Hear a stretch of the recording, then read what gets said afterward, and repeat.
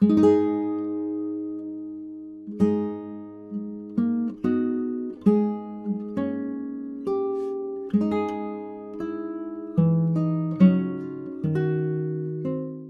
las capas populares recibieron la noticia del final del imperio con indiferencia, no fue así entre las élites políticas.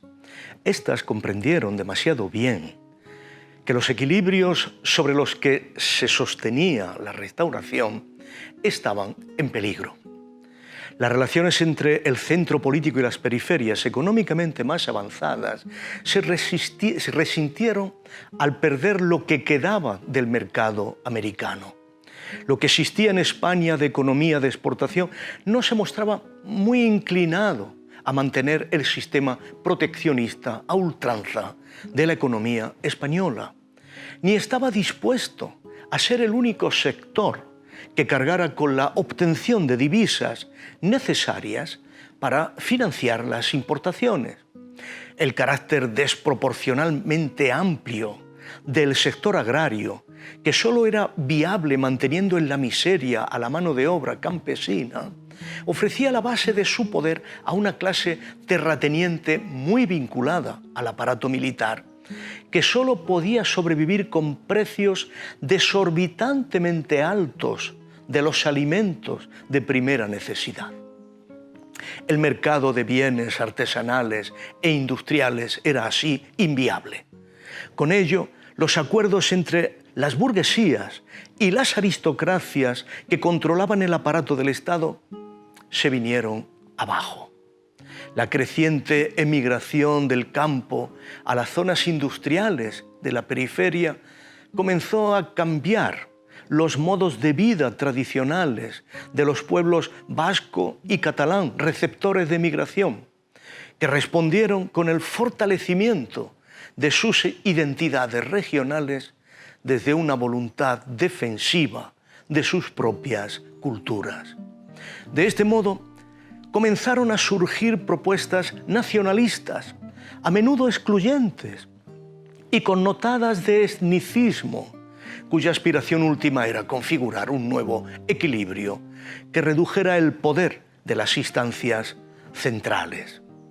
Al margen de estas élites nacionalistas, que pronto comenzaron a reivindicar el renacimiento de las lenguas catalana, vasca y gallega, otros intelectuales, menos anclados en las ideas tradicionalistas, comenzaron a reflexionar sobre la viabilidad de la nueva España ya sin colonias. Las más agudas mentes de las élites intelectuales comprendieron que llegaba un final de la historia de España. Concluía la condición colonial del Estado español, que ahora debía encontrar el camino del futuro de forma propia, reflexiva, íntima. Como era de esperar, los más importantes de estos intelectuales procedían igualmente de la periferia española y habían intentado instalarse en el sistema de cátedras en la Universidad Central sin lograrlo. Dos de estos candidatos trabaron conocimiento entre sí y expresaron sus inquietudes y críticas frente al sistema que se cerraba como un monopolio de prestigio político en manos de la oligarquía central. Fueron don Miguel de Unamuno, un vasco vinculado a los liberales bilbaínos, y don Ángel Ganivet, un intelectual procedente de Granada. Las cartas que se intercambiaron tras conocerse ambos en un ejercicio de oposiciones poco exitoso dieron lugar a dos libros decisivos para comprender la época que se iniciaba. En torno al casticismo o idearium español. Ambas obras y la correspondencia que las inspira están atravesadas por la preocupación de encontrar una expresión sincera de la realidad española al margen de la política oficial. Inspirándose en la filosofía de Hipólito Taine, Unamuno acuñó el concepto de intrahistoria para referirse a aquella realidad fundamental de un pueblo de la que puede brotar una genuina expresión cultural. La intrahistoria concierne al espíritu de los pueblos y viene configurada a través de un diálogo constitutivo del ser humano con la fuerza sustancial de la tierra. El resultado de este diálogo, que tiene una dimensión casi animal, es un tipo humano específico, adaptado al hábitat, al paisaje, al clima y a la dureza de la geografía hispana. Sus manifestaciones fundamentales, de las que dependía el sentido y la morfología de la cultura, eran la economía y la religión. La primera orientaba al ser humano en las formas de obtener los recursos para desplegar la vida. La segunda identificaba las formas de continuidad de la memoria de los vivos y los muertos sobre la faz de una tierra eterna.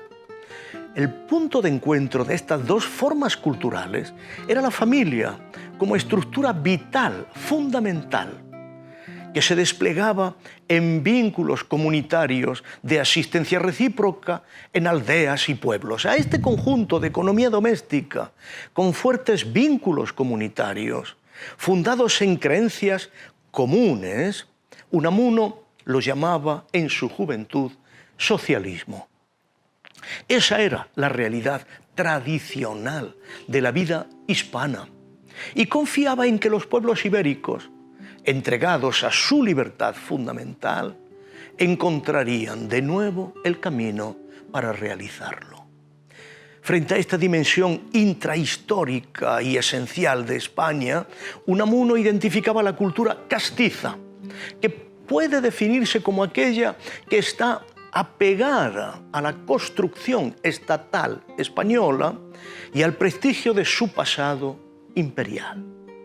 Por mucho que Unamuno estuviera vinculado a una familia liberal, en realidad miraba España desde la vida sencilla y comunitaria de los valles vascongados, que siempre sintieron como extrañas las realidades del Estado.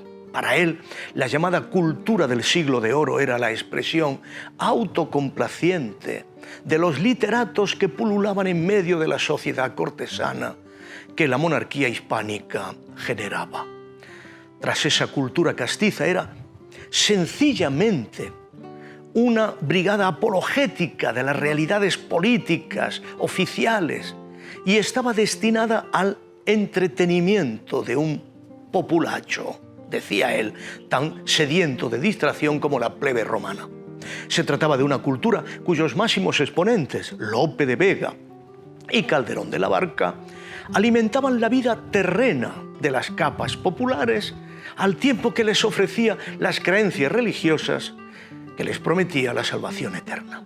Se trataba de un sistema alternativo por completo a la intrahistoria.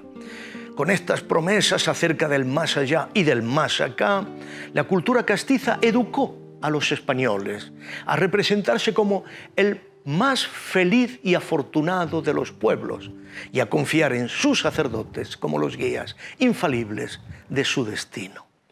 Era evidente que Unamuno ofrecía una propuesta de futuro, dejar en libertad tanto como fuera posible las formas tradicionales, populares de vida y olvidarse de la cultura superestructural, castiza, estatal, grandiosa, autocelebrativa y por completo ajena a la crítica.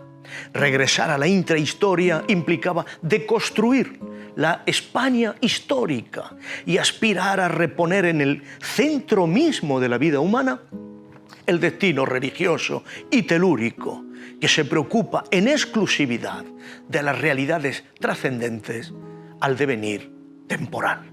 Ángel Ganivet compartía algunas percepciones básicas de Unamuno.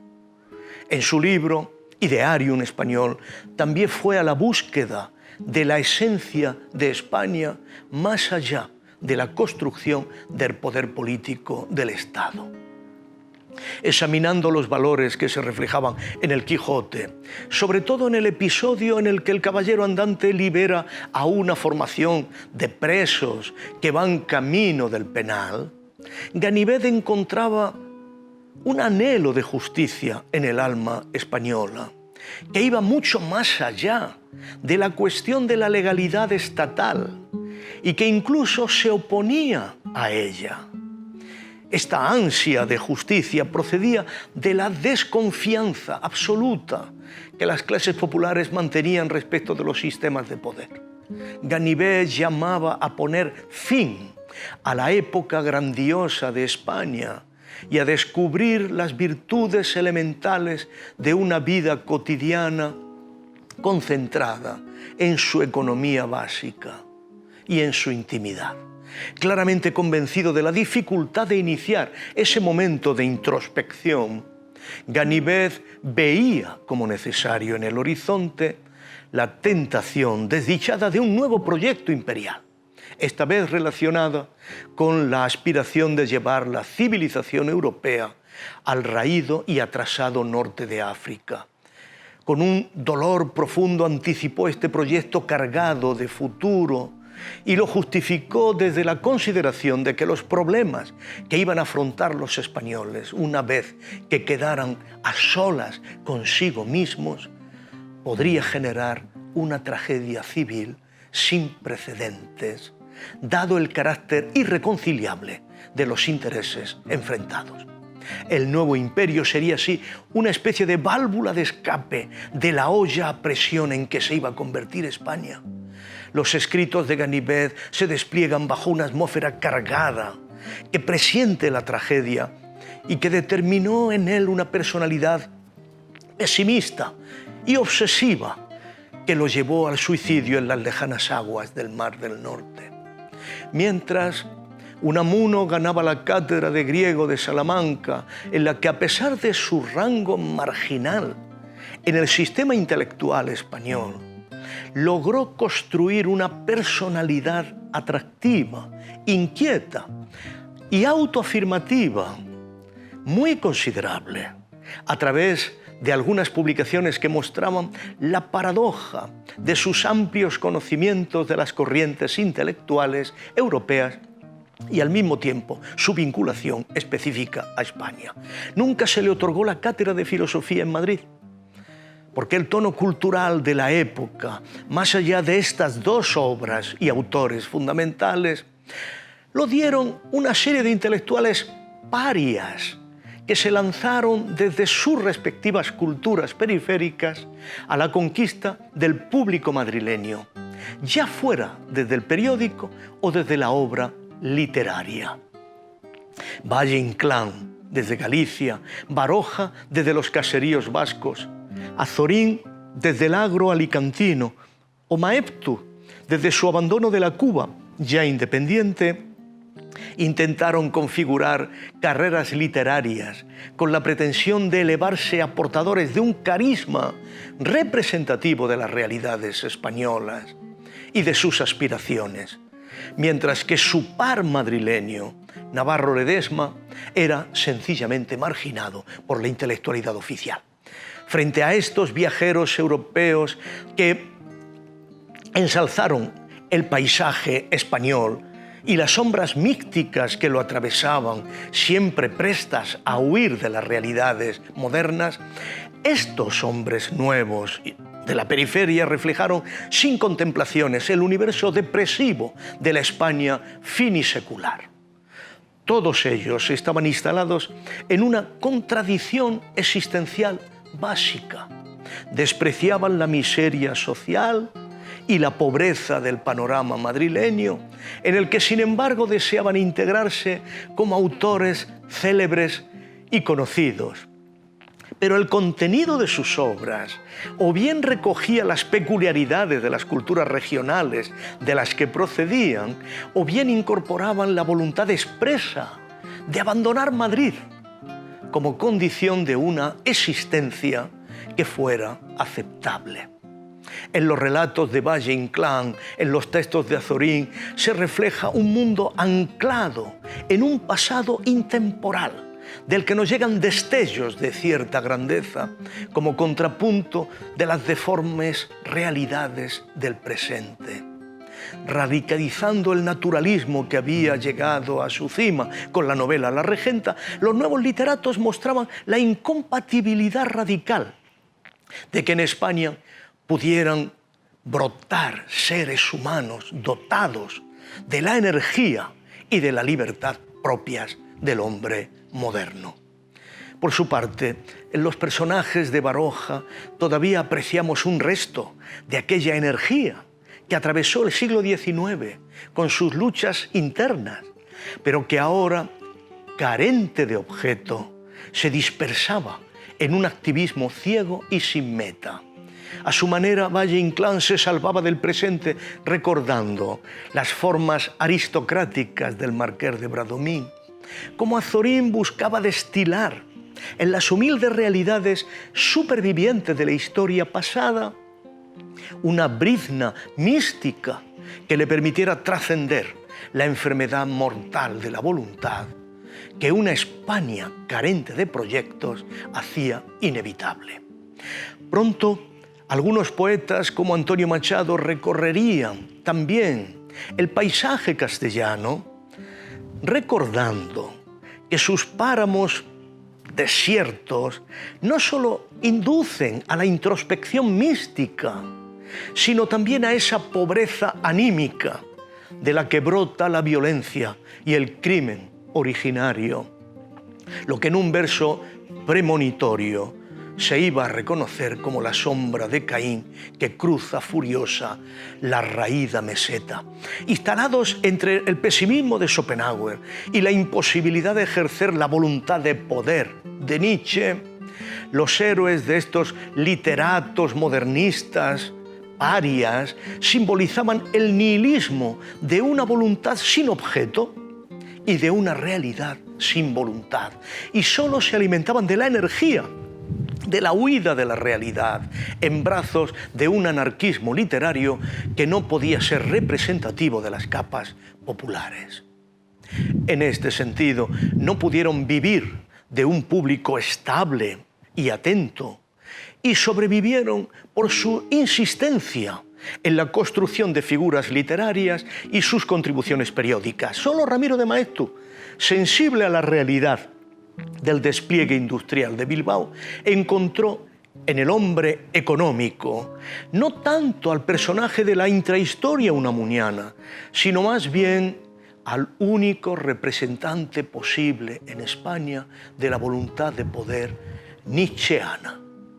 En las construcciones industriales de Bilbao, en sus fábricas, sus puertos, sus barcos, sus motores, Maeztu identificó el aspecto sublime, inhumano de la técnica e interpretó la competencia económica desinhibida como el terreno de juego de una voluntad sana y seria.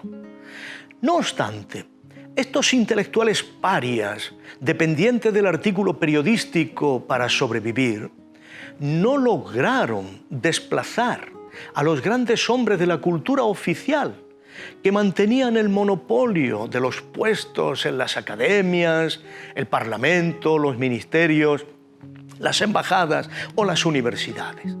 A pesar de ello, lograron expresar la situación vital, fundamental, de la experiencia histórica española en los comienzos del siglo XX y ofrecieron la base de toda ulterior reflexión.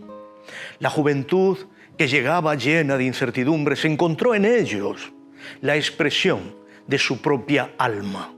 Con ellos se produjo una radical fractura en la vida intelectual española.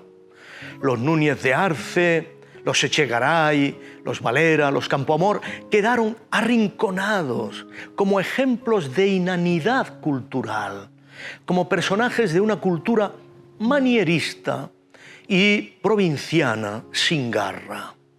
Era la época de las personalidades fuertes que solo por una energía heroica estaban en condiciones de sobrevivir sin contar con el beneplácito ni el apoyo de nadie.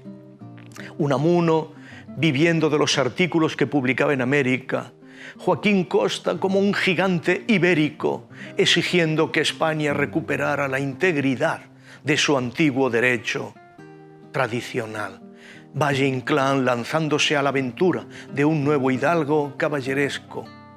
Y Maeztu defendiendo el vigoroso modelo de desarrollo económico prusiano, o Francisco Giner de los Ríos manteniendo un ascetismo y un rigorismo moral sostenido por un profundo amor a la tierra íntegra de España y a su paisaje, aspectos desconocidos hasta entonces en la tradición española. Todos ellos pasaron a ser puntos de referencia de la juventud, y por mucho que su efecto material fuera escaso y sus propuestas regeneradoras fueran olvidadas y despreciadas por la política oficial, su ejemplo prendió en los jóvenes lectores que desearon probar suerte en la realización positiva de sus proyectos. Uno de esos lectores sería José Ortega y Gasset.